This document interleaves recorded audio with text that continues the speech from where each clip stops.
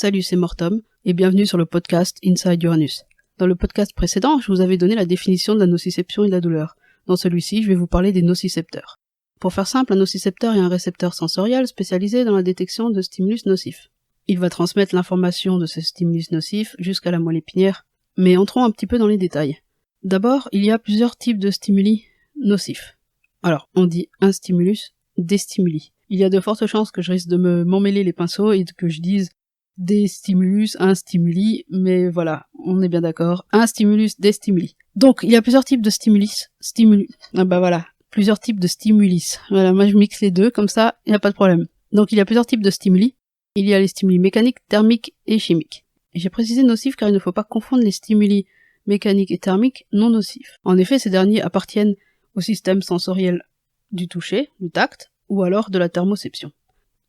Ces nocicepteurs, donc des récepteurs spécifiques à la détection d'un stimulus nocif, se situent sur des fibres nerveuses. Ces fibres nerveuses, on les appelle aussi des fibres afférentes primaires.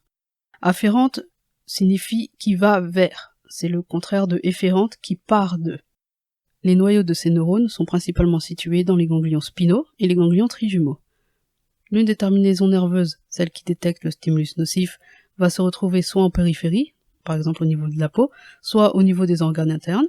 L'autre terminaison nerveuse se retrouve au niveau de la moelle épinière afin de transmettre l'information nociceptive.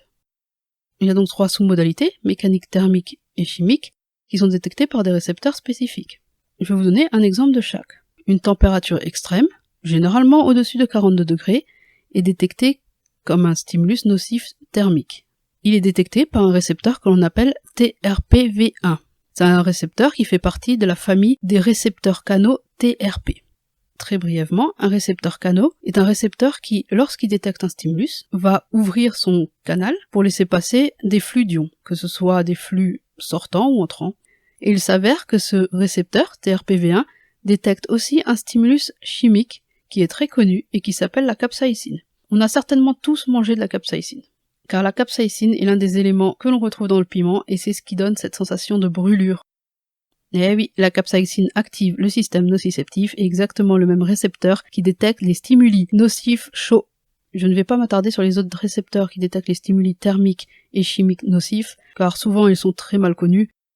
Concernant les stimuli nocifs mécaniques, c'est un peu plus délicat car c'est pas trop connu. Ceci dit, il y a tout de même 2 types de récepteurs qui ont été découverts. Le premier fait partie de la famille des DEG-ENaC channels, des canaux DEG-ENaC.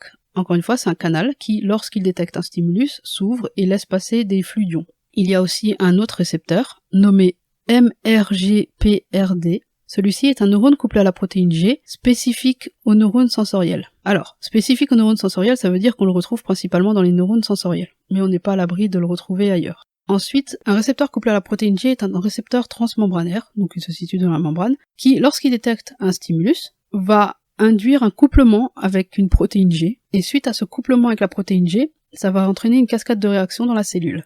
C'est une version très simplifiée du phénomène, mais ça vous donne juste une petite idée de comment fonctionne un récepteur couplé à la protéine G. Maintenant qu'on a vu les récepteurs, je vais vous parler un tout petit peu plus en détail des fibres nerveuses nociceptives afférentes primaires. Les fibres nerveuses sont classifiées en fonction de leur myélinisation, et donc de leur vélocité. Plus une fibre est myélinisée, plus la vélocité est grande, plus la transmission nerveuse est rapide. Dans notre cas, la nociception, il y a les fibres myélinisées A delta et les fibres non myélinisées C. Les fibres myélinisées A delta sont divisées en 2 groupes. A delta mécanosensitif, qui signifie fibre nerveuse A delta sensible aux stimulus nocifs mécaniques. Et il y a les fibres A delta mécanothermiques. Cela signifie que ce sont des fibres nerveuses A delta spécifiques aux stimulus mécaniques et thermiques. Enfin, il y a les fibres C polymodo non myélinisées. Donc la fibre C est non myélinisée, elle n'a donc pas de myéline, et donc la vélocité est beaucoup plus faible qu'une fibre myélinisée. Elle est dite polymodale car elle va transmettre différents types de stimulus nocifs, thermiques, mécaniques, chimiques.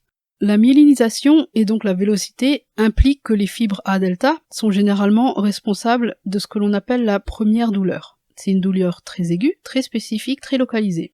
Alors que les fibres C sont plutôt associées à ce que l'on appelle la seconde douleur. C'est une douleur plus longue, diffuse. Généralement, tout ce qui est douleur profonde et sensation de brûlure, diffus, sont associés avec ce type de fibres. Ce n'est pas tout, il y a une autre classe de fibres que l'on appelle silent fiber, ou fibres silencieuses. Ces fibres-là sont normalement silencieuses, elles ne détectent aucun stimulus. Elles attendent jusqu'à ce qu'il y ait un signe qui va les activer. Et généralement, c'est un signe inflammatoire. Lors d'une inflammation, il y a sécrétion de différents types de molécules chimiques, comme les bradykinin, les prostaglandines, l'histamine, et ainsi de suite. Ce sont ces molécules pro-inflammatoires qui vont activer cette fibre nocive et les réveiller.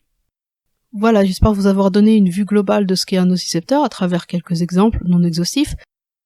Merci de m'avoir écouté, salut, à la prochaine.